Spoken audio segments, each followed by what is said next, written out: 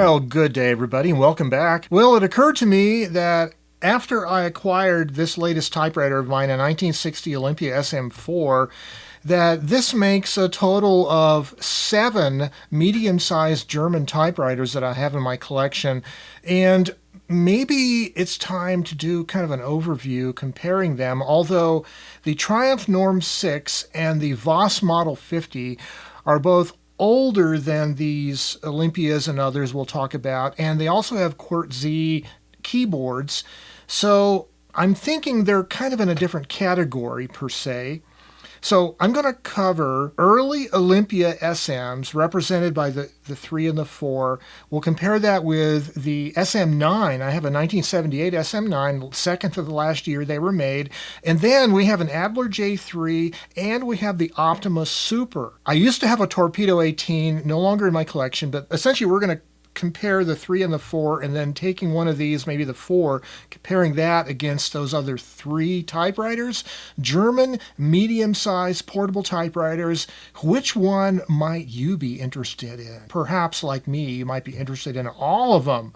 But if you had to pick only one, which would it be? Let's talk about it. Stay tuned. So we have the 57 SM3 on your left, the 60 SM4 on your right. So very, very similar machines, but a couple significant differences. So first of all, SM3 does not have a keyset tabulator, so the space bar is nice and wide. SM4 has the tab set and clear buttons on either side of the space bar, so the bar itself is a little shorter.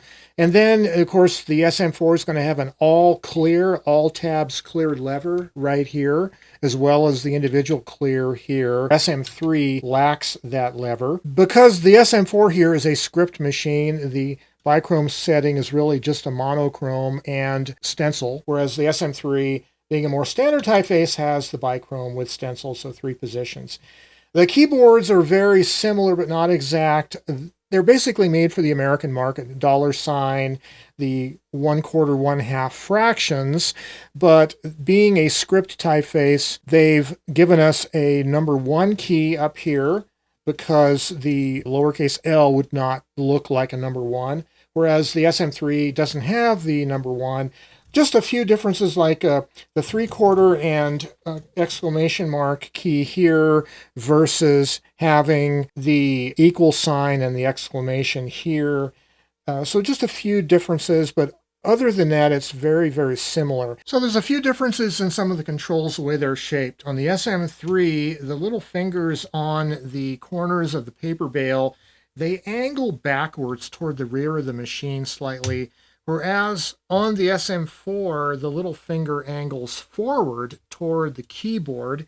And perhaps the reason why that is because the SM4 has a separate left-hand carriage release button that the SM3 lacks. And also, the line spacing selector on the SM4 kind of comes up almost straight, whereas the line spacing selector on the SM3 angles backward more. And I think the reason why they're making the selector knob on the 4 coming straight up is to make room for this left-hand carriage release button. And you might notice also the carriage release on the SM3, the top of the lever points toward the keyboard, toward the user, whereas on the SM4, it points backwards toward the back of the machine. Also, the carriage end caps between the 3 and the 4 are different. You might notice on the 3, this cutout is shaped like that.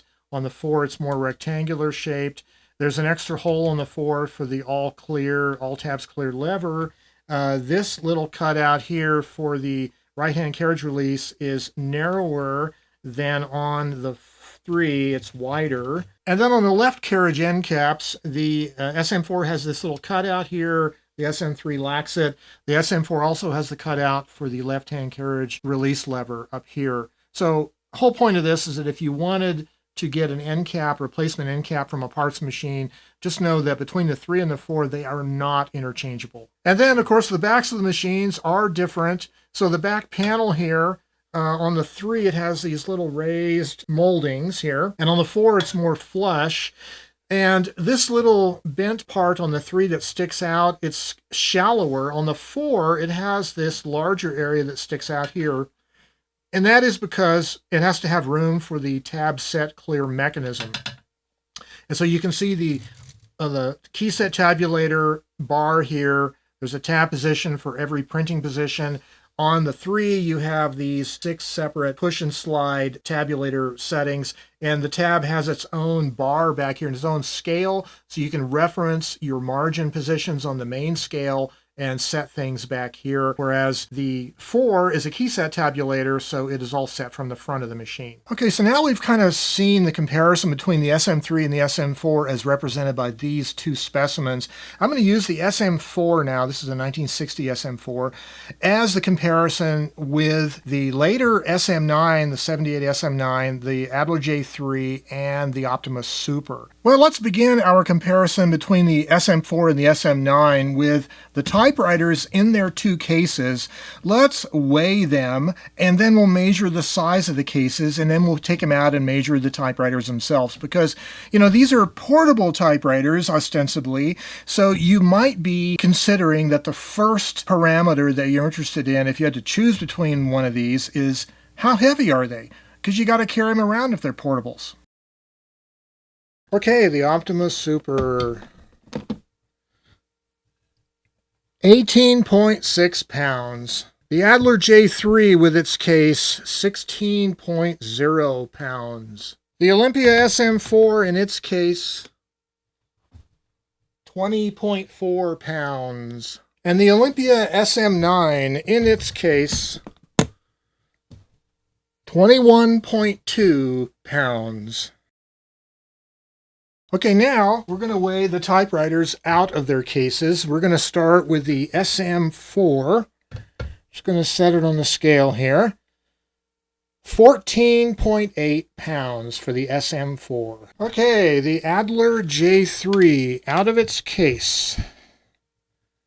11.4 pounds. Next, the Optima Super out of its case.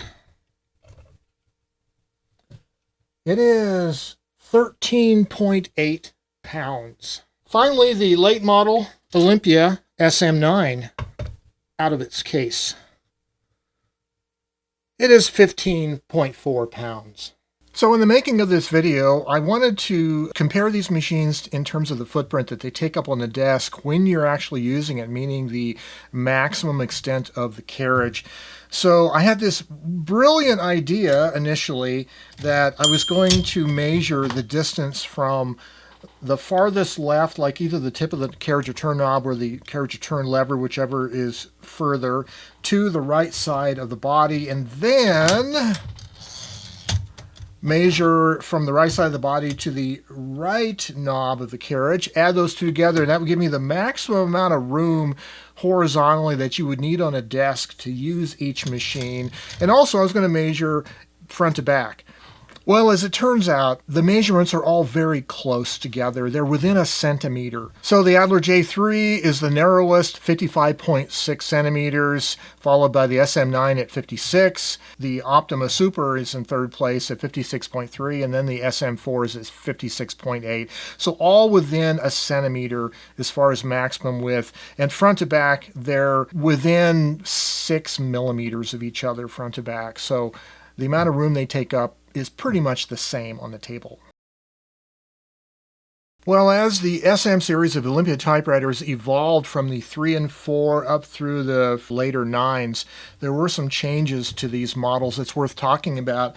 One of those changes was in the early, like SM3 and 4, there were these rubber bushings that were between the body shell and the chassis on the SM3 and 4, and they made a significant change later in the production line of these typewriters. Like this late model SM9 is completely different. Let's take a look. So on the SM3 and 4, the bushings are here. You can see the ones right here between the outer body and the inner chassis, and there where the 4 bolts are. These separate the chassis from the body shell, and they do get squished over time and you have to replace them. That's a common problem with these older SM3 and 4s. Whereas on this late model SM9, the rubber feet have a groove where the bottom of the body shell fits into, and then on top of it is more of the same rubber, and then The inner chassis sits on top of that. So that rubber grommeter washer has now become integral with the rubber feet itself. So one of the things you should be aware of with the SM3 and 4 is that they are carriage shift machines, and you might not be used to that. You might find it a little bit heavy, especially on your small finger when you're shifting as touch typing. But people have lightened up that shifting a little bit with an adjustment to the lift springs in the back. This spring here, there's one on each side, and this screw with a nut, you can adjust the tension of those springs. Those springs help to or assist in lifting the carriage during the carriage shift. And if you raise this end of the spring up by unscrewing the screw, it will help lighten up the shifting a bit. On the SM9, the springs for the segment shift, the top position of the spring where it anchors to the mechanism, there are 3 positions. So you can adjust the tension of the shifting spring. This is at the lowest tension in the back. If you raise it up to one of these 2 higher positions, it'll be a little bit more tension. And I think with the problem that I've been seeing on this machine, I think it needs a little bit higher tension so the shifting is not so sensitive. I don't want it bouncing. See that really slight movement by barely hitting the shift key? That causes, if I bump that while I'm typing the letter A, it will have a dropped A. So I need to increase the tension on both springs by moving this up to here. So on the SM9, of course, when you shift, both shift keys go down at once, and when you do shift lock, you can release the shift lock from either shift key. But on the SM3 and 4, only one goes down at a time, and when you do a shift lock, you can't release it with the right-hand key, only with the left-hand shift key. So I mentioned this before in a previous SM9 video, but there's a very short clearance between the letter A, the key cap, and the shift lock. And so if you push a little bit like that, you can see the segment tends to drop. So that's indicative that the tension on the shifting is really light where the springs are at that position. And actually, it's so much lighter than the SM3 and 4 that it's a huge difference. It's almost like they made it too light. So you can see also if the spring for the shifting is too light, you might see some bouncing where it comes back up and then drops down a little bit, like it settles out if it's too light. So I'm going to increase that spring tension for sure, both springs, and get this shifting a little bit stiffer. I don't like it quite as stiff as the SM3 and 4, but it needs to be a little bit firmer than what this is. See that little bouncy? You barely bump that. Let's see if I can simulate it with my finger. I go to type the A and I hit the shift lock and it types a dropped A because the segment drops slightly. So one of the unique features of the Olympia SM3 and 4 are the fact that the keycaps are spring loaded. So let me reach my hand over here. I'm going to try to push on the bar, and you can see there's the keycap itself. There is a little shock absorbing spring in each one of those keycaps underneath that round silver housing. This really comes into play only when the key bottoms out on its travel and the type slug is hitting the platen. This helps to dampen the shock of it. And these do need to be cleaned and degreased. If you get a machine in and it's been really dirty, hasn't been used much, sometimes these springs are very hard to move and you have to degrease them and free them up a little bit. But that is one of the unique features, and they did away with this in the later SM models. So by the time we get to the SM9 here, the keycaps no longer have the springiness that they had in the SM3 and 4. The touch on the machine is really based upon the leverage and the spring tension on the universal bars. So a feature that the SM4 has that the SM3 doesn't is a left-hand carriage release lever. It is nice to have that. Although I find it a little bit close to the carriage return lever. You have to kind of arc your finger over the carriage return lever to get to it, or try to go underneath it like that. It's a little tight, but at least it has one. So on the SM9, you do have a carriage release key on both the left and the right sides of the carriage. Here is the one on the left.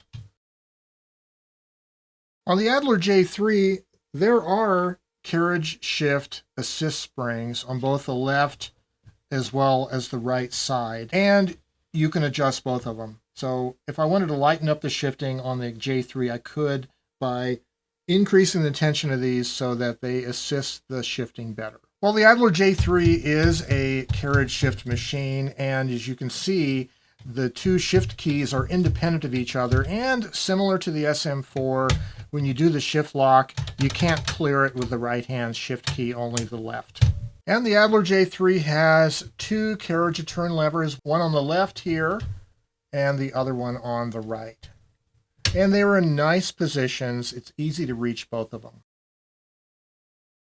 So on the Optima Super, there are a set of carriage shift assist springs, one here on the left and one on the right side of this same bracket, but I don't see an adjustment for them. They're a fixed anchor point on the top and the bottom, and this bar itself where it mounts over here, it doesn't look adjustable either. So the shifting appears not to be adjustable as far as the weight of the shifting on the Optima Super. And you can see on the Optima, it only has the single right hand carriage release button. There is no carriage release on the left side. And like several of the other machines, the two shift keys are independent of each other, and when you shift lock, you cannot clear it with the right key. You have to use the left one to clear it.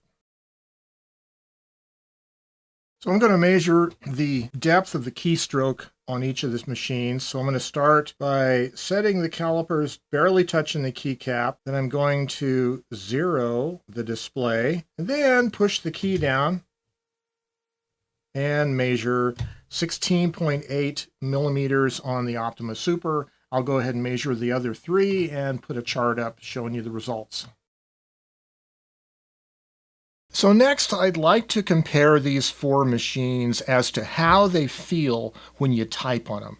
But I don't really have an objective way to measure that. I don't have a force gauge currently to measure the force on the keys.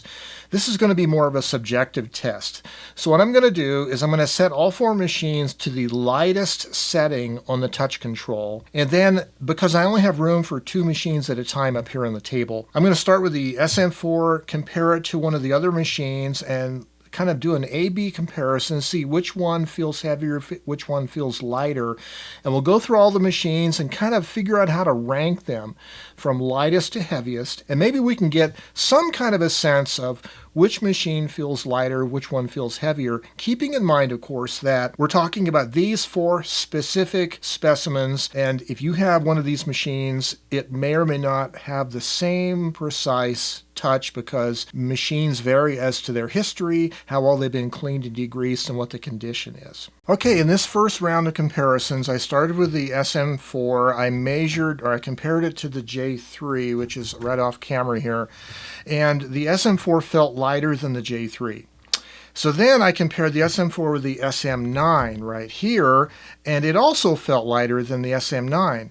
But the SM9, it was a shorter gap. They were closer together. So then I compared the SM9 with the J3. SM9 is lighter than the J3. And then I compared the SM4 with the Optima Super, and the Optima also feels heavier. So at least in this first round, the SM4, this particular one, feels the lightest of all of them. So it's the lightest so far in round one. Okay, for the second round of comparisons, it's SM9 over here has a lighter touch than the Optima, and the J3 also has a lighter touch than the Optima. So because the SM4 was also lighter than the Optima, we know the Optima is in fourth place. Okay, that's the end of round two. Let's go to round three. Okay, the SM9 on your left, the body shell has been taken off. It's very easy to do. The Adler J3 on your right. I'm using the H keys, some of the keys in the middle, using my same hand. It's feeling like the Adler is a little heavier. Yeah, so I'd say the Adler is heavier than the SM9. So, round 3. So, SM4 has the lightest touch, SM9 is the second lightest, J3 is the third lightest, and the Optima Super is the heaviest amongst the 4 particular machines I have here. So, well, we have a sense of how the 4 machines compare to each other in terms of their touch on individual keys. So now I'd just like to type with them. I'll type on each machine. We'll just do a couple lines on each one. I want to get a sense of what they're like. I've used all 4 of these, of course, but using them one right after the other might be insightful. It might point out some things about one or the other that might be interesting. And we'll see. Maybe there is no difference at all. We'll find out. Okay, we're starting with the SM4.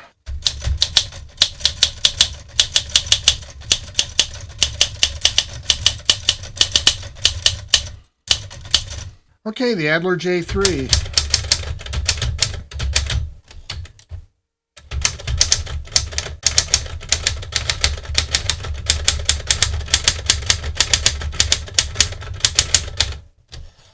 Okay, the Olympia SM9.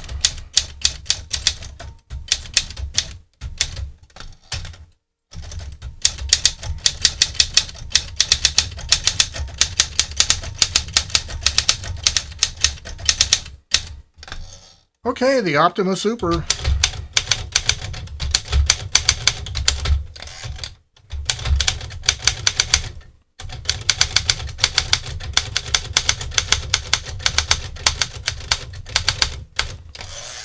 So subjectively, what was it like typing on these 4 machines? I was just typing the quick round fox in lowercase and then in uppercase.